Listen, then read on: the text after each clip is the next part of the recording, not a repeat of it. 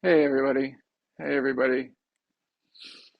So today we are beginning, one of those remembrances that you've all been looking forward to. It's another one of the big ones. For me, it's been the most challenging of all. It's the one I've never really wanted to reflect on, like ever. As soon as I would see it, I would go, no, I'm not, I'm just not ready to reflect on it. And that is that at some point, uh, that at some point, uh, it's not an if, it's a when, we'll be separated from all that is near and dear to us. Yeah? Now, who wants to reflect on that every day? I know that I did not. I did not. I did not. And it's still challenging. It's still challenging. It's totally true. It's obvious. We know it. Cognitively, we know it. It's not like, oh, is that a surprise to anyone? It's not a surprise, right? We know it, but it has that very sobering feel, to it. Unless, unless we see it in a Buddhist frame, in a frame that says, yes, it's important to see this. Part of, part of the reason we get into trouble is that we don't see it. We imagine, we still want to fantasize that things are going to last forever, that I'm going to be one of the people that doesn't lose people. Has anybody here not lost someone that they care about? Right? We know it's universal, right? We all lose our pets, our parents, good friends. I know I've lost 3 or 4 good friends already, all of whom were younger than me. Yeah, than I am now, uh, and um, and it happens at all levels.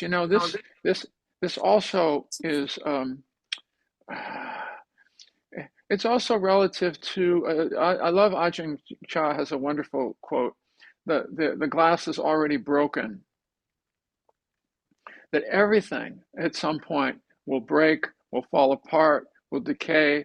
That everything that's born into this world, everything that's composite, that's constructed, will have its day, will come apart in small ways and big ways.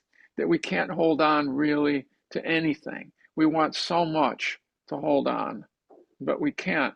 And to me, it captures one of the great dilemmas, existential dilemmas of being a human, is that two things. Both, on the one hand, we're not going to be here forever and everything's going to fall, we're going to lose everything. On the other hand,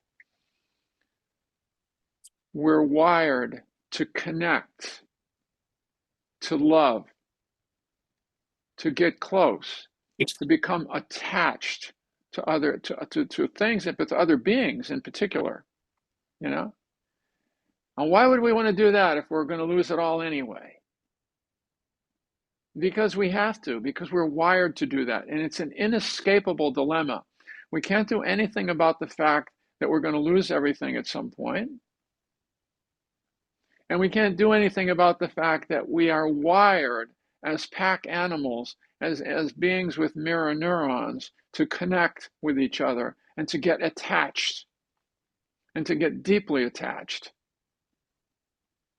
And there's a deep core need in us for that deep attachment, even in the face of the fact that it's all going to fall apart one day, sooner or later. Huh? Yeah, yeah. And we can't escape that dance. I think that's partly why I didn't want to look at it, because there's no way out of that. There's no way out of either of them. We can try hard to take up a position that I don't need anyone. Anyone tried that? Yeah. It tends not to be so easy to take up that position. We all want to belong. We all want to be connected. We all want to be seen. We want to see and be seen. We want to be held. We want to belong to part of a group, right? A family, friends, a sangha. We want to belong. We're part of something. We're connected. Now, even though if we look carefully, nothing lasts. Nothing lasts. Yeah, yeah. It's really one of the most poignant. It's one of the most poignant existential dilemmas. The reality of impermanence and the drive, the wiring, the deep wiring to connect, even in the face of that reality that we won't be here, that no one will be here forever, you know, that things will change and continue to change, and at some point, no longer be. Yeah. And there's that sense, of course, the emphasis is on why would we want to reflect on that? Because we are still here, of course, because there is presence. It may not always be so, but it is so now. And so let's really savor. Let's really appreciate. Let's really take things for granted less often. Let's really not be so casual about this miracle of being alive and the fact that we can be present. Let's bring more compassion. What can we do? Bring more compassion, bring more sensitivity, bring more care. Even though things are going to tumble apart, fall apart, you know? Yeah. So it's like that, uh, you know, that sense, in Buddhism, it's a beautiful thing, that it's as if we're all moved to create uh, the most beautiful sandcastle we can in this life. And it's still not going to be permanent. It's still not going to last forever. It's still going to fall apart at some point. Yeah, you know. And I love one of the metaphors in the Tibetan tradition. You've all heard of this one. Is the sand mandala. These many monks will get together and spend a long time, days and weeks sometimes, perfecting a sand mandala with all these different color sands, a large sand mandala. Mm. And when it's done, they say some prayers and take it down to the seashore, whatever they do, and it's basically all that we did, gone, just gone in a moment, just gone. And we spent weeks building it and creating it. But the notion in Buddhism, the notion behind that is that the qualities of mind that we cultivated while creating that sun mandala, those cultivations of the heart, that has some continuity, that has some resonance moving forward. Yeah, yeah. The sand mandala is gone, but the heart qualities are still there now, more cultivated than they were before. Yeah. Mhm. Yeah, yeah, yeah. So this in this territory, we'll be in this territory for this month of May. Yeah, yeah, and we'll invite you to your degree, as always, to participate in this, to do some reflecting on it, to try and transmute the darker side of impermanence with with the delight of things still being here, of our still being here, of health still being here as good as it can be, of friends still being here. When I see a friend now who I haven't seen for a while, the first thing I say is, hey, we're still both here. Yeah. So thank you for staying with us through all these challenging uh, reflections and remembrances. And thank you for your kind attention.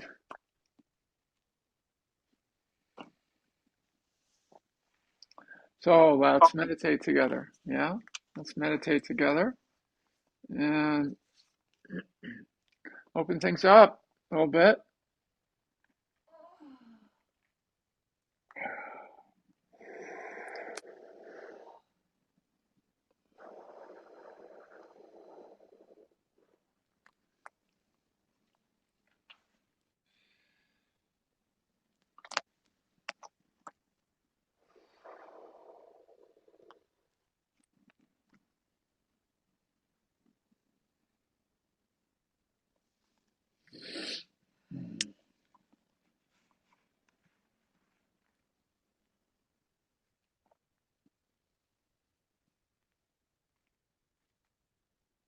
And when you're ready, beginning to slow it down a bit.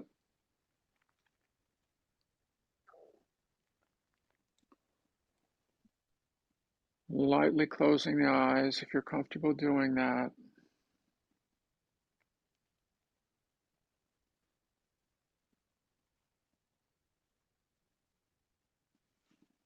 And beginning to orient towards settling.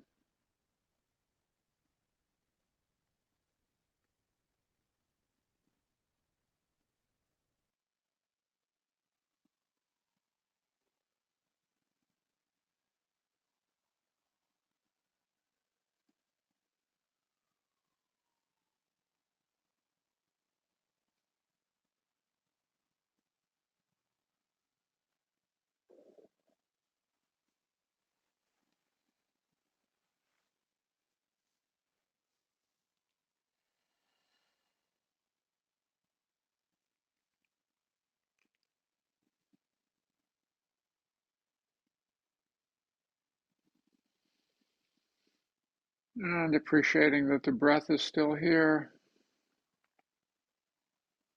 moving through the body.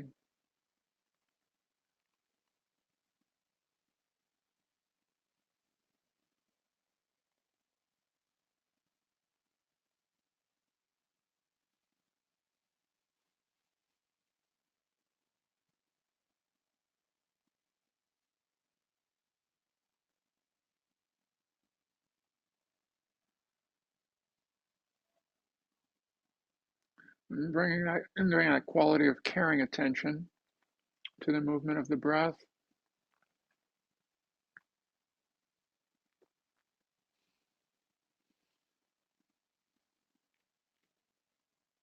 And to whatever else is moving around in the inner landscape. Caring attention.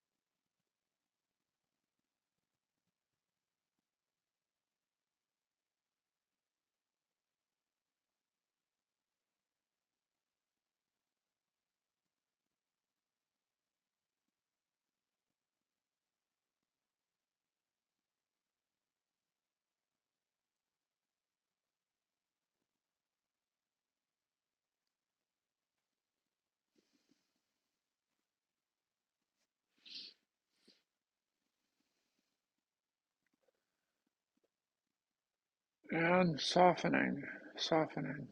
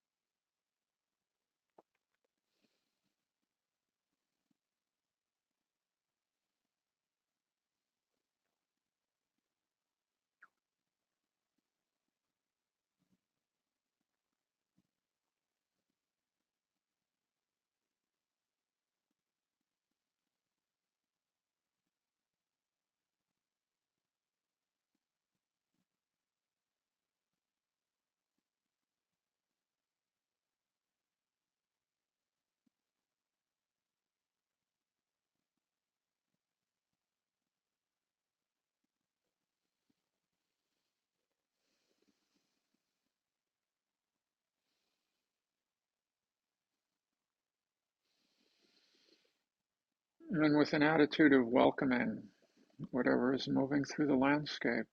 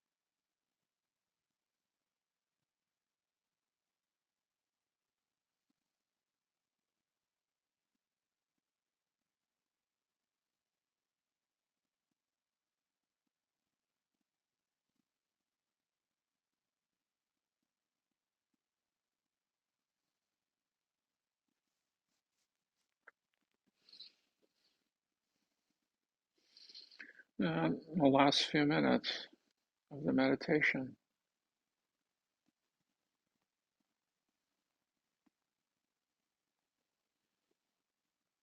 Maybe settling back just a bit more.